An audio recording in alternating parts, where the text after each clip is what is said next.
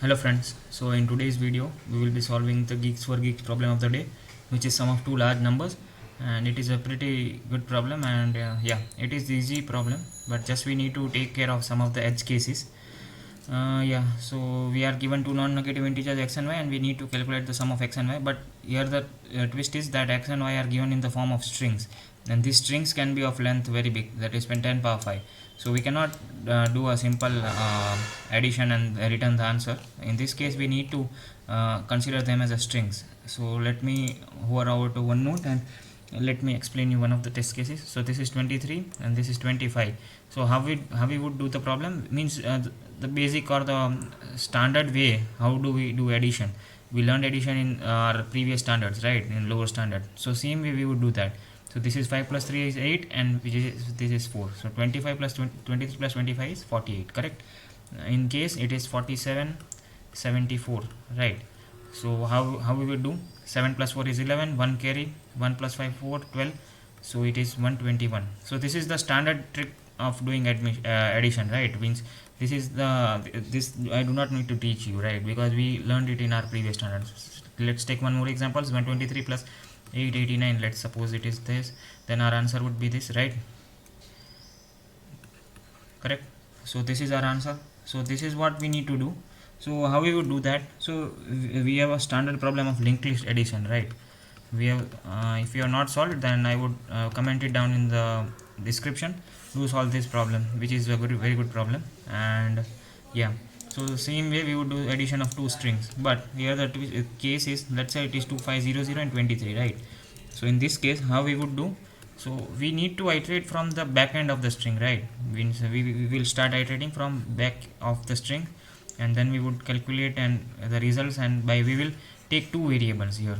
One would be the sum variable, which would be initialized to 0.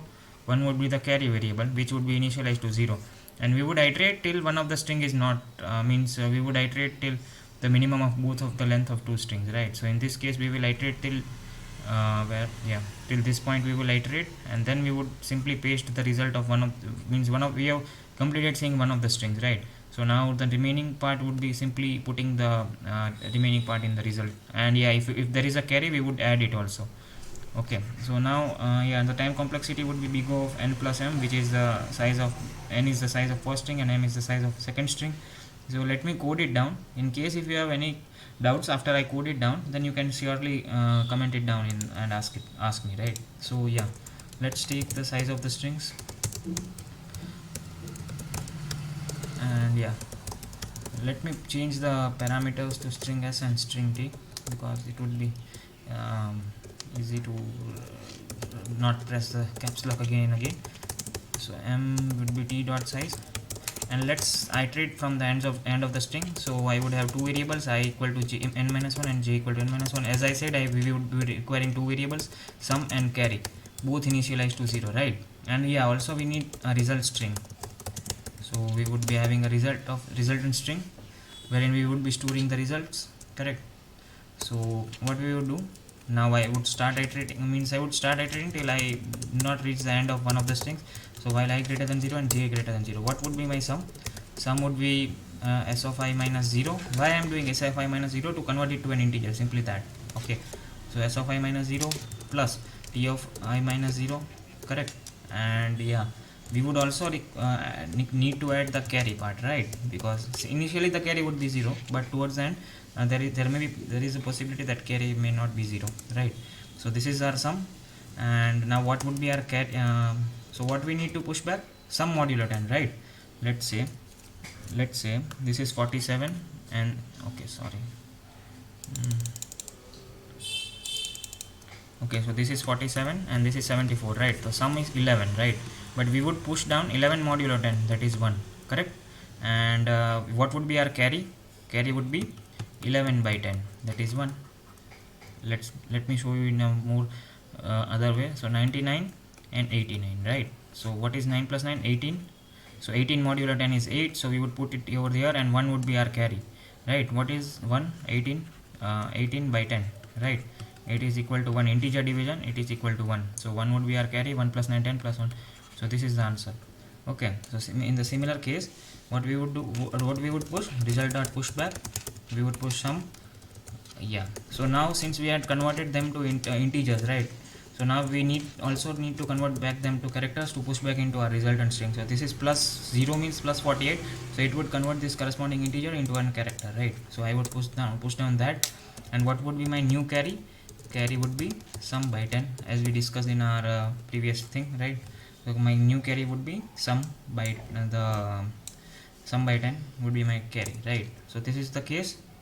Now again, now we have completed one of the strings, right? So now we need to iterate over the other string and simply do the same procedure. So let's say if my upper one string is not ended yet, what I am saying, let's say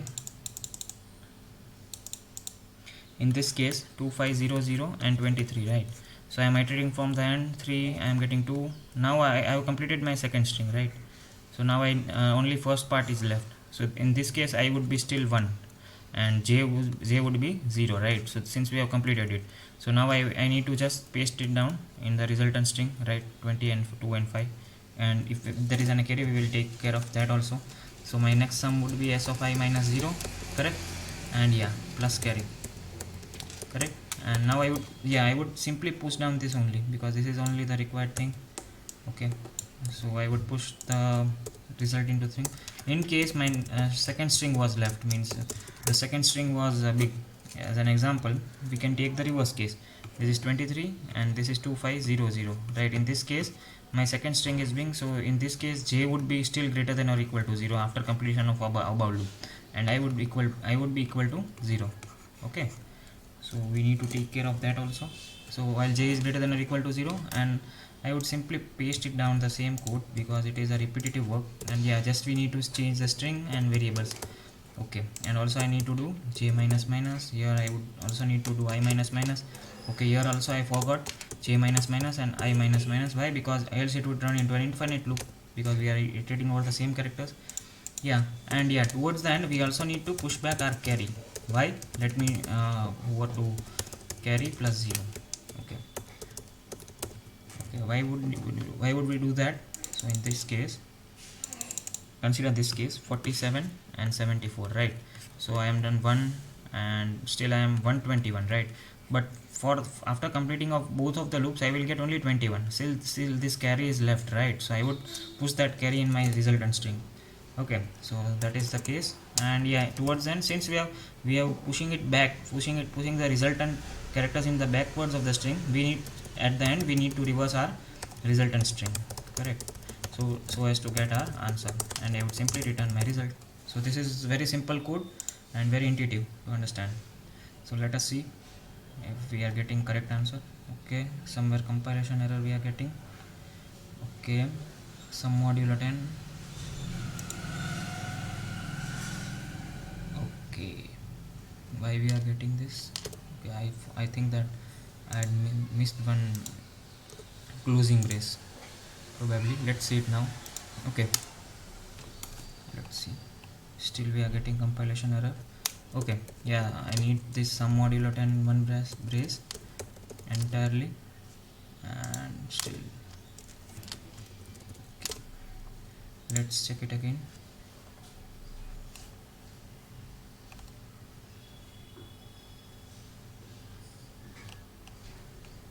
Okay, yeah, see, this is the one edge case which we need to handle. We are getting 0 for it. Why? Because towards then our carry was 0, right? So when we complete the reversal and everything, right, what we need to do, we need to remove all of the prefix zeros which are existing, right? Because in that case our result would be failing. So for that, what is the trick? I would now iterate over my resultant string. Okay, and if I find an element not equal to 0, I would break it from there. Okay, I would break the string and I would return result dot substring from I to I.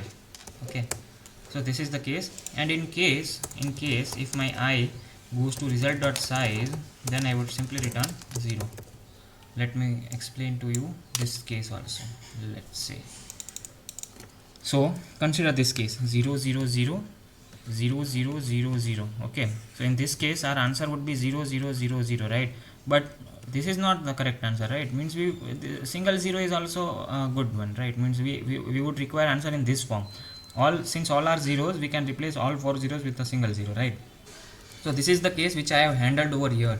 If my all of the characters are 0, then I will simply return a 0. Else what I will do, let's say we are getting 0 4 1 0 something like this, right? Answer in previously my carry was 0, as let's take it as an example, right? So till the point I find a non-zero number, this is if I find a 4, I would break it, right? Means all of the prefix zeros have been removed, and I have found the non-negative, I would say a positive number, right? So I would break it down, and I would return the substring from this to till the end. So the substring function of C++ STL would do the same, correct? So now let's test it if it is working fine. Yes friends, so sorry for that glitch. Yeah, so we were completing this problem and I returned the code, and yeah, I was saying about this test cases. In case all of them are 0, then we need to simply return a 0, and if there are prefix zeros, we need to remove all of them, right? Because that does not make sense, means the number is the same, correct? So this case is handled over here. After reversing the string, we would simply find the first non-negative positive integer, and if it is found, then we will break, and if I have reached the end of the string, things means I have all the zeros, right? So I would simply return a 0. And now yeah, let's try to submit the problem. Yes, so it has passed all of the test cases. So the time complexity would be the expected one, which is big of n plus m, as I said, because we are iterating over both of the strings, and this is a similar kind of function we observe it in merge sort, right? So if you have written a code of merge sort, then we would also see this over there, right? Because while merging, we would sort there as, right? So that is the case. So yeah, time complexity is this, and if you are I would paste the code in the description below, but if you are still watching the video, then please do not go without liking and subscribing the channel. It means a lot. Thank you friends.